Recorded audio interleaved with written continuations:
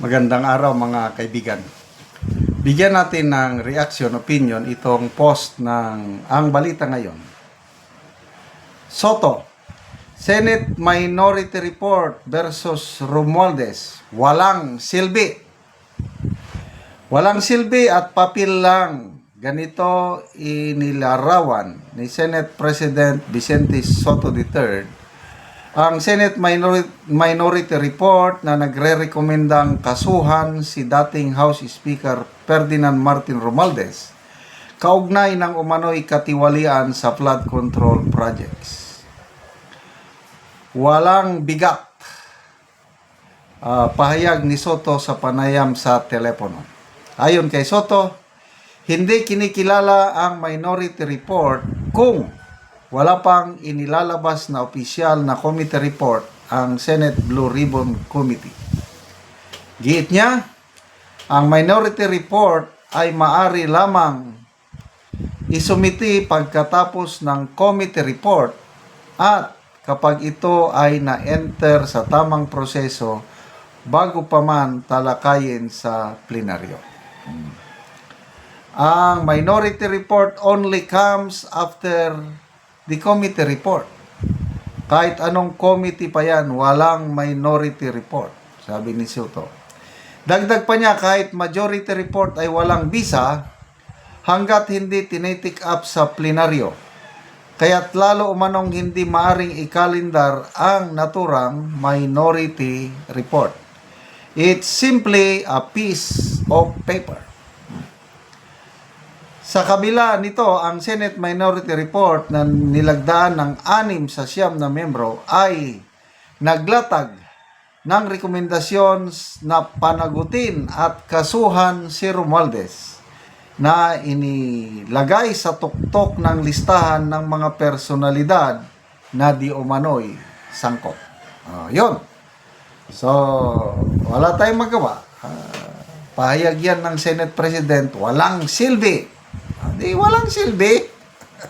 But ako, personal opinion ko ito, pasalamat ako sa Minority Report, yung pumirma, na nakita nila na ang pinakatuktok sa dapat managot, pinakataas, ay si Speaker Martin Romualdez.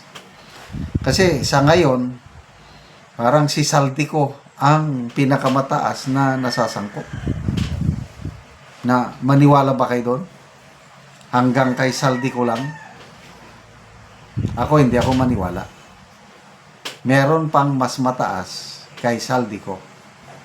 Ang problema, ang investigasyon wala. May nabasa akong post ni Congressman Edgar Erese. Sabi niya, Mr. President, kung gusto mong umalis sa pwesto mo by 2028 na mataas ang respeto sa iyo, sana ipaubaya mo ng investigasyon sa flood control ay gagawin ng isang independent commission na ina-establish ng Congress. And I agree. Kasi yung ICI, palabas lang yun. Hindi talaga hangarin ng ICI na yan para i-dig up o panagutin ang mga tunay na mastermind. Yung Blue Ribbon Committee report naman yan, Blue Ribbon hearing, ano lang yan? In aid of legislation. Hindi niya trabaho na panagutin ng ano. Makatulong lang sa ginagawa ng ICI o sa Ombudsman. Kaya nakakapagtaka, ang Pangulong Marcos Jr.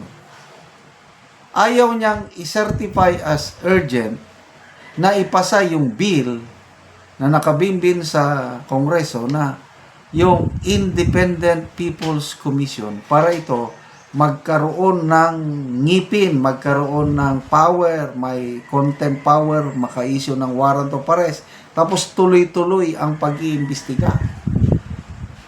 Ang Pangulo, wala, ayaw niya. Tatapusin niya na yung trabaho ng ICI, tapos na daw. Kaya dismayado si Congresswoman Dilima, sabi niya, palabas lang, intermission number lang ang ICI.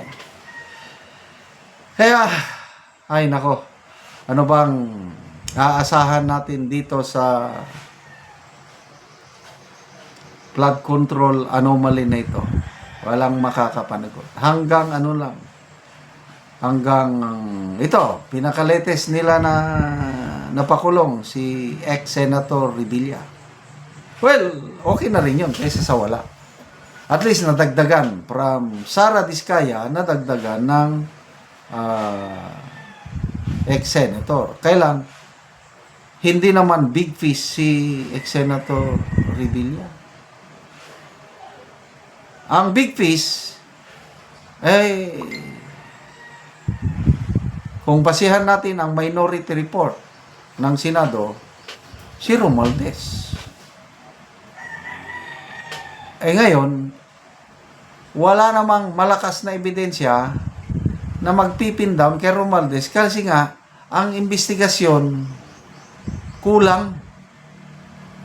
Maganda na sana yung nasimulan ng ICI nung nandyan si Mayor Magalong dahil totohanan na investigasyon yun. Kaya lang, bigla nilang pinigilan na mag-imbestiga si Mayor Magalong. Anong klaseng ano yan? Kaya ngayon, lusot si Speaker Martin Romualdez. Wala ka talagang maikaso sa kanya kundi gross negligence. But anyway, tingnan natin. Ang Blue Ribbon Committee, hindi ko sigurado kung may susunod pa silang hearing. Kasi sinabi ni Senator Lacson na yung yung dalawang testigo na nagdiin kay Romualdez kulang daw. Dahil dininay ni Diskaya na hindi yan totoo, walang nangyari nga. Di wala. Kaya lang, it's just a lead. So, dahil may lead na sila, ang challenge ngayon sa Blue Ribbon Committee to dig deeper, imbestigahan pa nila, maghanap ng hard evidence laban kay Romualdez. Gagawin ba nila yon? I don't know. So, sana managot ang dapat managot para ang taong bayan magkaroon ng hustisya na ninakawan ninyo ng bilyones, trilyones sa loob ng sobra 3 taon. Salamat mga kaibigan sa inyong pagsubaybay sa ating channel. Nakakatulong kayo ng malaki sa tribong Talaandig ng Bukidnon. Dahil ang sweldo natin sa channel na ito is pantulong po sa tribo. Namimigay tayo ng libreng yero at pako para makapagpatayo sila ng mas maayos na tirahan. Panoorin niyo ang video na ito. Nataga-ano gero. Kay sukad-sukad, diba, na ipakatawag sa ako, akan nakapasalamat kami ko. Naunta ikaw, tasaan ka o kinabuhi. Huwag na mo sa inyong mga maayon. So, mauna ni ang itsura sa balay ni nanay, mauna ni ang kadagkuon sa buslot. So mga dagko na gid kaayo. Makita gid nato nga mga dagko na gid ang buslot.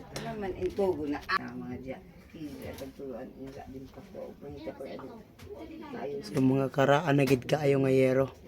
So mga dagko na gid og buslot. So karon na nay pila na ni katuig ani ang imong balay? 35 na, sobra kapin.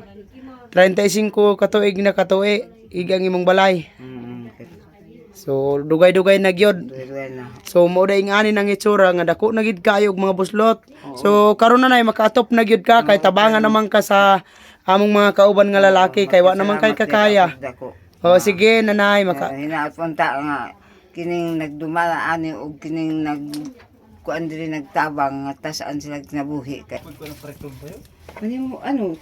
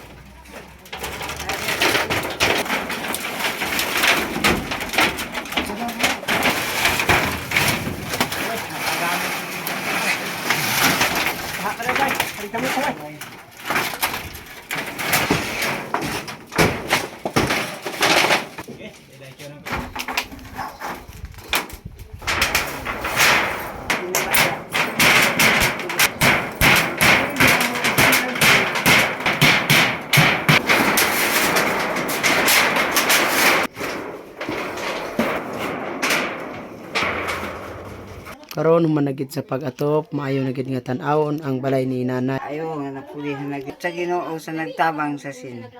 Oo nga nakatop na ka nanay. Tup na gayud na patsada na gayud busa. Nanghinaot kami nga maayo tagaan kamo. Maayong mga panglawas. Salamat kay nanay.